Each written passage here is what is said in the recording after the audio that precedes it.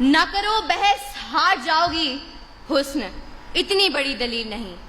زیوکار، کاہل، نکمے، بیکار، سست اور نااہل لوگوں کا خود احتسابی کی بجائے ناکامی کا ذمہ دار تقدیر، نصیب، مقدر اور قسمت کو ٹھہرانا ریت اس نگر کی ہے اور جانے کب سے ہے۔ اس طرف سے آ کر قسمت اور صرف قسمت کے راگ الاپنے والے ہاتھ کی لکیروں، ستاروں کی چال اور طوطے کی فال پر سر پھینکنے والے یہاں دلائل پیش کرنے کے بجائے ہمیں قصے اور کہانیاں سنائیں گے، ہندوستانی فلم مقدر کا سکندر چلائیں گے اور ایوان میں بیٹھے باشعور لوگوں کو ماموں بنائیں گے، لیکن میں ان کی کوئی فلم چلنے نہیں دوں گی اور دلائل سے یہ ثابت کروں گی کہ کامیابی قسمت سے نہیں محنت سے ملتی ہے، کیونکہ پھول یوں ہی کھلا نہیں کرتے، بیج کو دفن ہونا پڑتا ہے۔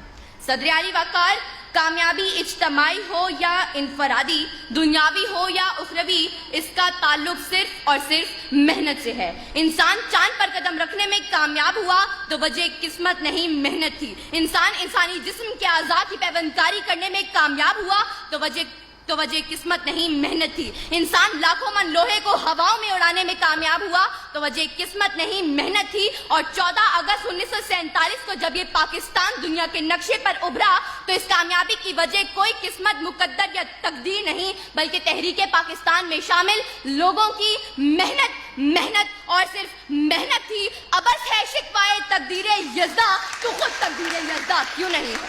صدر اعلی وقار، اس طرف سے آ کر ایڑیاں اٹھا کر اچھل کود کرنے والے ان قسمت کے ماروں کو بتاتی چلوں کہ تلاش رزق میں نکلنے کے بجائے کسی منوسلوا کے اترنے کے انتظار میں بیٹھنے والے آج کامیاب نہیں بلکہ ناکام ہیں۔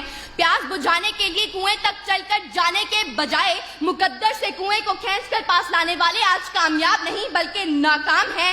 ظالم کے آگے سر اٹھانے کے بجائے ظلم کا نشانہ بنے ہاتھ پہ ہاتھ دھرے منتظر فردہ رہنے والے مظلوم آج کامیاب نہیں بلکہ ناکام ہیں۔ پلٹنے، جھپٹنے اور جھپٹ کر پلٹتے ہوئے لہو کو گرمانے کے بجائے قسمت کے مارے کرگس بن کر بیٹھنے والے آج کامیاب نہیں بلکہ ناکام ہیں۔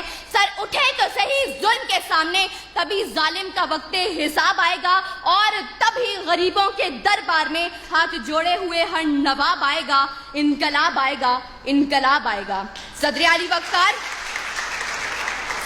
وقار، اگر آج ہم نے کامیابی کا صحرا محنت کے سر سے اتار کر زبردستی قسمت کے سر پر رکھ دیا تو یاد رکھیں کہ طوفان میں موجوں سے مقابلہ کر کے کشتی کو ساحل پر اتارنے والے ملاح کشتی کو قسمت کی لہروں پر چھوڑ دیں گے اور اپنے ہاتھوں سے چپو توڑ دیں گے۔ منزل کی طرف گامزن متحرک قافلے اپنے سفر قسمت کے قدموں میں ڈال کر جمود کی چادر اوڑھ لیں گے۔ یہ طلباء و طالبات ہاتھ کی لکیروں میں گم ہو کر کتابیں پڑھنا چھوڑ دیں گے۔ جد و جہد، محنت، کوشش، کام اور بس کام کے فلسفے کو چھوڑ کر فٹ پاتھ پر بیٹھے عامل، بابا نجومی اور بنگالی جادوگروں سے ناتا جوڑ لیں گے اور آج کے اس مباحثے کے منصفین، مقررین کی تیاری دلائل اور محنت کو دیکھ کر نمبر لگانے کے بجائے آخر میں اول، دوم اور سوم آنے والوں کے لیے قسمت پوری کھول دیں گے۔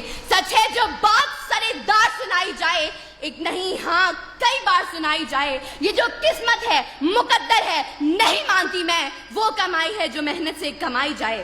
صدر اعلی وقار، اگر میرے ان تمام دلائل کے باوجود اگر اب بھی کوئی قسمت اور صرف قسمت کے راگ الاپتے ہوئے مقدر کے کچے گھڑے پر بیٹھ کر دریا پار اپنے مہیوال سے ملنے کی طلب رکھے تو اس کے لیے اتنا ہی کہتے ہوئے اجازت چاہوں گی کہ بے عمل دل ہو تو جذبات سے کیا ہوتا ہے، دھرتی بنجر ہو تو برسات سے کیا ہوتا ہے عمل لازمی تکمیل تمنا کے لیے، ورنہ رنگین خیالات سے کیا ہوتا ہے۔ شکریہ۔